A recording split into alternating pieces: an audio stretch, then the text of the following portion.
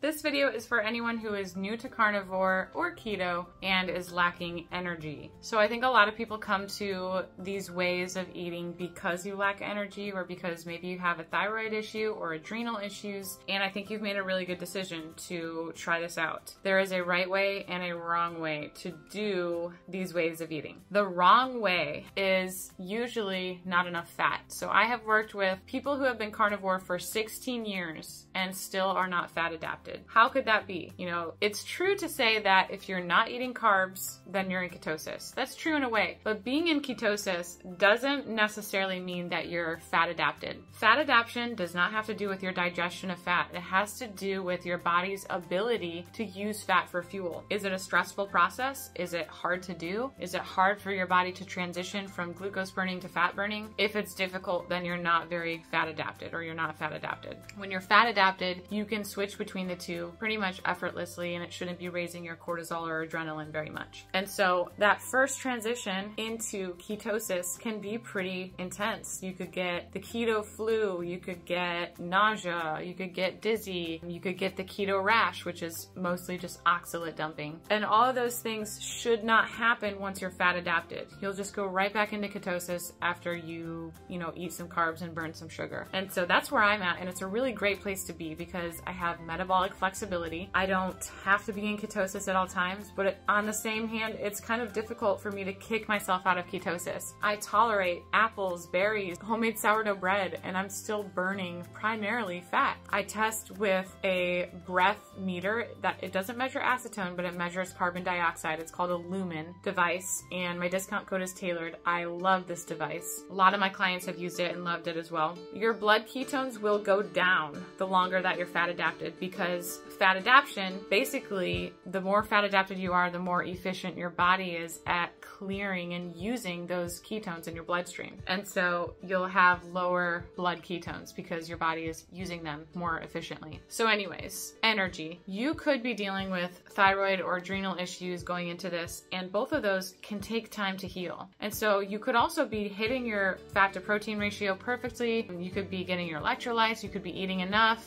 but sometimes it's just a matter of time. That's the first example I just want to share. Like, sometimes it's gonna take time and consistency. You should stick with it. Please give it at least 90 days. At least 90 days, which is my minimum for coaching. I don't coach anyone new for less than 90 days. I will make some exceptions, but usually it's 90 days. Why? Because it takes 90 days to learn a new habit, and because so many of these things that people want to heal from or want freedom from take longer than a 1-hour phone call, or take longer than overnight or 1 week. Give it 90 days. If you haven't noticed any improvement in your energy levels or mental clarity or mood or your sleep at night or cravings or satiety, then I would look at your fat to protein ratio. I have a video on fat to protein ratio. It's a pretty old one, but it's a really good one. I think it's really helpful for a lot of people. Fat to protein ratio, it does matter. A lot of people in this community will say just eat meat, eat what you can afford, eat fatty ruminant meat. While that works for a lot of people, it does, because when you cut out carbs and you eat just fatty meat, you will start supporting leptin, which is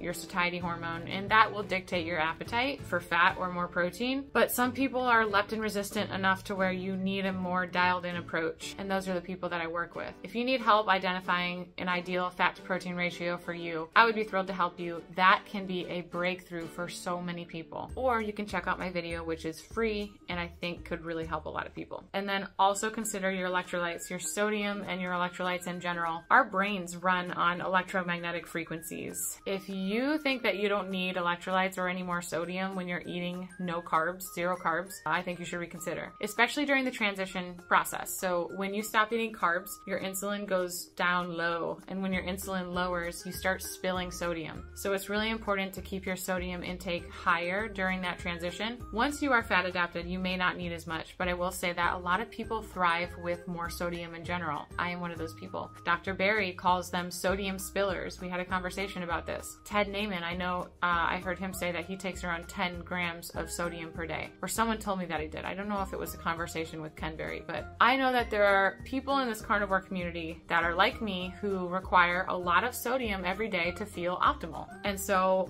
play around with your sodium intake. Don't be afraid of more sodium. maybe run an experiment. Increase it by 0.5 gram per day or per week. Go real slow. And when you either start having diarrhea or you're peeing a lot more frequently, because your body is like, okay, this is enough sodium, I'm just gonna pee out what I don't need, then you found your threshold. But up until then, I would keep increasing because you might feel better and better. I cannot count the amount of people I've worked with where that was a breakthrough, at least. A huge breakthrough in terms of energy, symptoms, just feeling like brain fog and fatigued and things like that. Increase your electrolytes. Just give it a chance. I love Redmond Relate. I make an electrolyte slushy. That's how I get a lot of my electrolytes. Or you could make a Sol Water, S-O-L-E, and that doesn't have any sweeteners. You can do it with just the sodium. Yeah, I would definitely consider electrolytes. If you continue to have poor energy when you've dialed in your fat to protein ratio, you've dialed in your electrolytes, you've run your labs, and you don't see any issues with your thyroid or adrenals, another thing you consider is that you are detoxing. So you may have Lyme disease, you may have mold toxicity, you may have H. pylori, you may have SIBO. If you have one of those things and you are removing sugar from your diet, especially with candida or fungal issues, which thrive on sugar,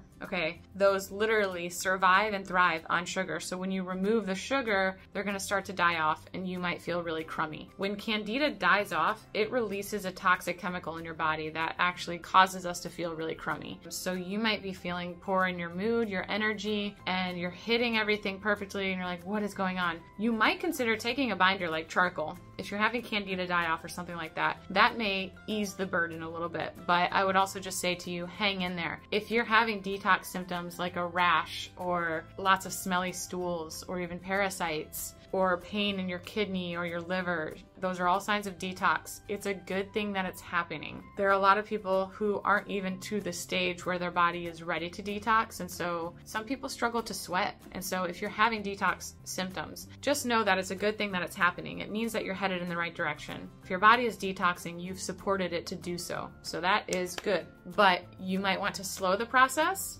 Some people introduce around 50 milligrams of oxalate to slow oxalate detox, oxalate dumping. I would not recommend introducing seed oils. I wouldn't recommend introducing carbs. But if you are detoxing to the point where you are like it's disabling to you, then definitely consider adding something in to slow that process, even if it's just activated charcoal to help bind some of that and just ease the burden. So those are the things that I think are most relevant, and I think a lot of people struggle with energy. So I hope that some of this helps. Definitely make sure that you're looking at your macros. Make sure you're looking at your fat to protein ratio if you're hitting a plateau. Sometimes it works to just eat fatty meat, and I think that's great to try at first. But if it's not enough, then you might want to dial in on your electrolytes, your macros, and maybe run some labs if you're still hitting a plateau and you're not sure where to go next. So I hope that this helps someone out there.